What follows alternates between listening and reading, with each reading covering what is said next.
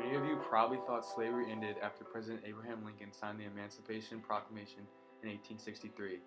That is far from the truth. In fact, there are more slaves today than there were during the height of the colonial slave trade.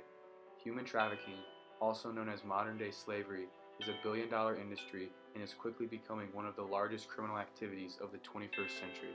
Some of you may be wondering, what is human trafficking? The Department of Homeland Security defines it as the use of force, fraud, or coercion to obtain some type of labor or commercial sex act. This is a problem that is happening right here in the United States. Men, women, and children of all ages are susceptible to be lured into the human trafficking ring. This criminal industry will only grow larger if we fail to do anything about it. There are a variety of reasons why these awful crimes continue to occur. According to CatholicReliefServices.org, some of the biggest factors resulting in human trafficking include poverty, corruption, civil unrest, a weak government, lack of access to education or jobs, and family disruption or dysfunction. Poverty and lack of access to jobs end up making people more desperate for work, which could make them more easily persuaded into taking a fake job that ends up being a human trafficking ploy. Some destination countries for human trafficking include Russia and Venezuela. According to United Nations Office on Drug and Crime, Europe is the destination for victims from the widest range of destinations, while victims from Asia are trafficked to the widest range of destinations. The Americas are prominent both as the origin and destination of victims of human trafficking. Human traffickers often use methods such as force, threat, or lies. Traffickers typically will use vulnerability and false promises to persuade women to become part of their scandal. Men are lured by stable jobs or money from drug use. Lastly, children are frequently persuaded by social media by trusting people they shouldn't trust. Cameron is a real-life example of this threat. Cameron is a survivor of human trafficking. She was 14 at the time, living in a small town in Mexico where she lived with her family. She was a very smart and dedicated student. Cameron used to walk up to 10 miles to attend school in the city. Unfortunately, Cameron's parents were not able to afford her school bill. As a result, she was forced out of school. Cameron still had the intentions of becoming a doctor or a scientist when she grew up. So she decided to move in with her cousin in the city so she can get a job and pursue her education. After Cameron was able to land a job in the city, she automatically started back her school. Cameron meets Rosie, her co-worker that was super nice and open.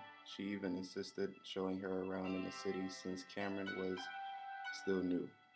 One Sunday, Rosie came to Cameron's house so she can show her around the city. After a wonderful day of exploration, Rosie took Cameron back home safely. At this point in her life, Cameron was able to go to work and pursue her education. Everything was going as planned.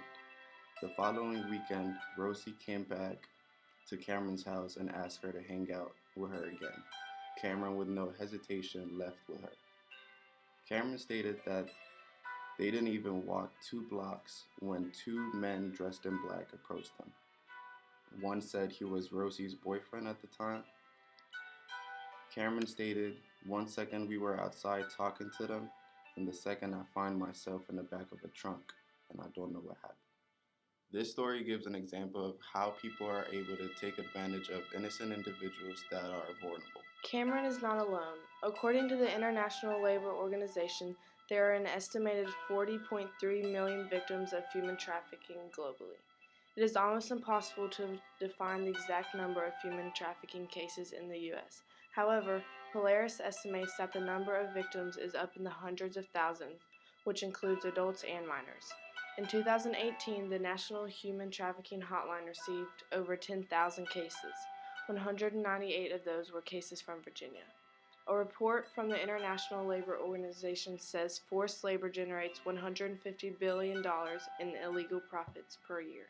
According to sharedhope.org, some signs that someone is being trafficked are physical abuse such as burn marks, bruises, or cuts, unexplained absences from class, if the person seems extra distracted, depressed, and overly tired, if the person is dressed differently, if the clothes seem less appropriate, and also if the clothes and shoes are more high dollar than what the person normally wears, if the person all of a sudden has a new boyfriend or friends that seem to have a completely different lifestyle than them, if the person has a new tattoo, specifically a name, money symbol, or barcode.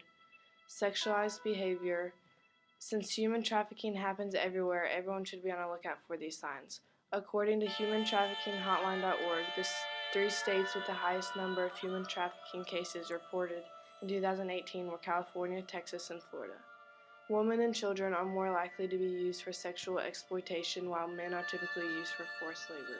Here are some ways how you can help stop human trafficking. Gain knowledge about the subject, learn the indicators of human trafficking, volunteer for anti-trafficking organizations such as the Polaris Project, Good Weave, and many more.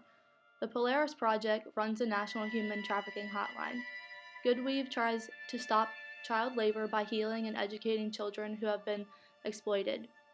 Spread awareness about this subject, be non-judgmental and easy to talk to, create more laws like the Trafficking of Minors Prevention Amendment Act, which creates immunity from prosecution for minors engaged in prostitution in the district, and require police officers to refer children to appropriate services consistent with the minor's status as a victim of human trafficking.